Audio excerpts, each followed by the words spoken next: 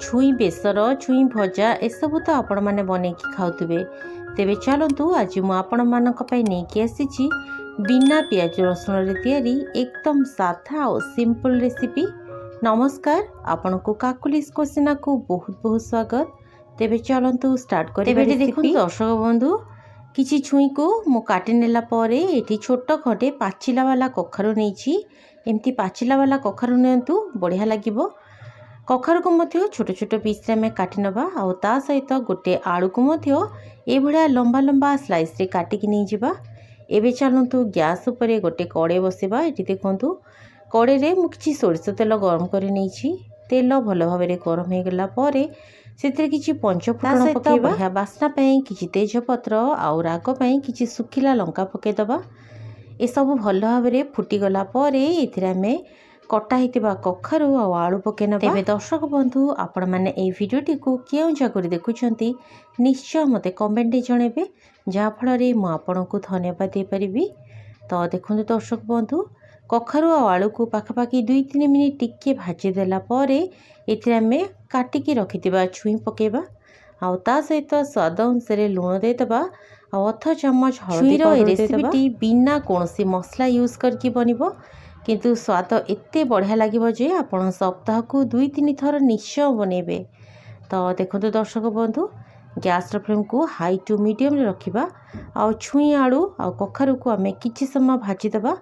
एठी देखंतु मु घोड़े घोड़े याकू किछि समय पर्यंत भाजी नेउछि। घोड़े घोड़े किछि समय धरि टिके भाजी देबे, जा फल रे परिवार कंचा स्मेलटा चली जिवो आ खाइबा पई बहुत बढ़िया लागिबो। तो एठा आपण देखि पाउथबे दर्शक बंधु छुई आलू कखारु सब बहुत बढ़िया भाव में भाजी गला। तो एबे आमे इथिरे किछि उषुम पानी मिसेइ देबा। ठंडा पानी व्यवहार न करिकि उषुम पानी व्यवहार करंतु, तरकारी स्वाद बहुत बढ़िया आसीबो।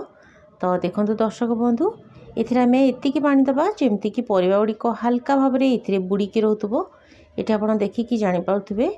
तो देखंतु एबे आमे याकू कवर कर दबा और गैस फ्लेम को पूरा लो रे रखिकी याकू सिजिया पई 8-10 मिनिट परे मु कवर खोलिली।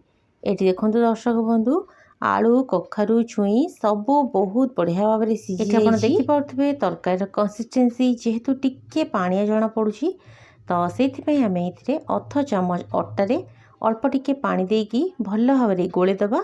एबे आमे ए अट्टार घोलटी को इथिरे दे दबा।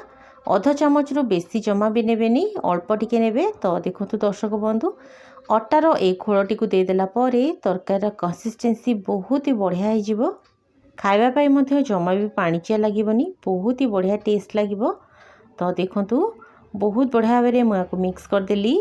तो एबे आमे इथिरे हल्का मिठालिया टेस्ट आनिया पई अल्प टिके चीनी पकेबा आ ता सहित किछि कट्टा धनिया पत्र पके दबा।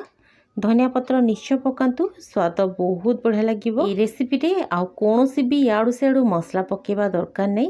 एमिति साधा और सिंपल थरे आपण बनेकी देखंतु, एते स्वादिष्ट लागिबो जे आपण बारंबार बनाया पे इच्छा करिवे। आ ए तरकारी कंसिस्टेंसी को आमे एतिकी टिके झोल झोलिया रखिबा, खाइबा पई बहुत बढ़िया लागिबो। नियंतु छुई आलू कखारुर तरकारी हमर बनेकी रेडी। गैस फ्लेम को एबे आमे बंद कर दबा। छुईर ए साधा सिंपल तरकारी को निश्चित भाव में थरे ट्राई करंतु। पुणी देखा बा गोटे नुआ रेसिपी रे। रहिली, धन्यवाद।